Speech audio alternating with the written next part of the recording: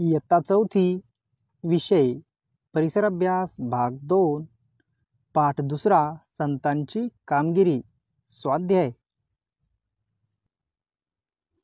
प्रश्न पहिला, रिकाम्या जागी योग्य शब्द लिहा। अ. संत नामदेव टिंब टिंब निस्सिम भक्त होते।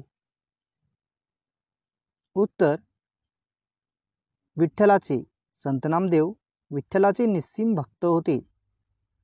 आ. ज्ञानेश्वरांनी तरुण वयात पुण्याजवळ टिंबटिंब येथे जिवंत समाधी घेतली।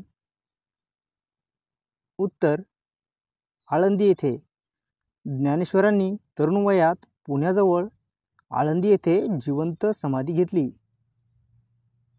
ई. संत तुकारामांनी आपल्या वाटणीची कर्जखते टिंबटिंब नदीमध्ये बुडवली। उत्तर, इंद्रायणी। संत तुकारामांनी आपल्या वाटणीची कर्जखते इंद्रायणी नदीमध्ये बुडवली। ई. समर्थ रामदासांनी बलोपासनेसाठी ठिकठिकाणी टिंबटिंब मंदिरे उभारली। उत्तर, हनुमानाची। समर्थ रामदासांनी बलोपासनेसाठी ठिकठिकाणी हनुमानाची मंदिरे उभारली। प्रश्न दुसरा, प्रत्येकी एका वाक्यात उत्तरे लिहा। अ. श्री चक्रधर स्वामींना कोणते भेदभाव मान्य नव्हते? उत्तर, श्री चक्रधर स्वामींना स्त्री पुरुष जातीपाती हे भेदभाव मान्य नव्हते। आ. संत नामदेवांनी लोकांच्या मनात कोणता निर्धार निर्माण केला? उत्तर, संत नामदेवांनी लोकांच्या मनात धर्मरक्षणाचा व भक्ती मार्गाचा निर्धार निर्माण केला। ई. संत एकनाथांनी लोकांना कोणता उपदेश केला?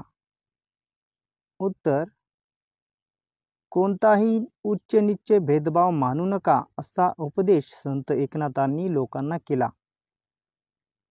ई. समर्थ रामदासांनी कोणता संदेश दिला?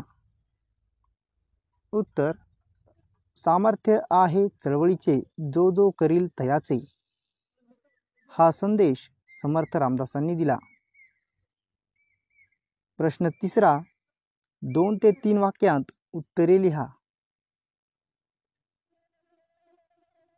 अ. संत ज्ञानेश्वर झोपडीत दार बंद करून का बसले? उत्तर, ज्ञानेश्वर एकदा भिक्षेची झोळी घेऊन गावात गेले असता त्यांना भिक्षा घातली नाही। सगळीकडे त्यांना वेडेवाकडे बोल ऐकावे लागले। या साऱ्याचे त्यांच्या बालमनाला खूप दुःख झाले, म्हणून संत ज्ञानेश्वर झोपडीत दार बंद करून बसले। आ. संत तुकारामांनी लोकांच्या मनावर कोणता संदेश बिंबवला?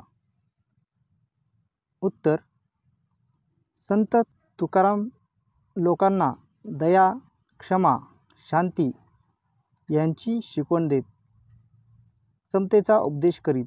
जे का रंजले गांजले त्यासी म्हणे जो आपुले तोची साधू ओळखावा, देव तेथेची जाणावा हा संदेश संत तुकारामांनी लोकांच्या मनावर बिंबवला।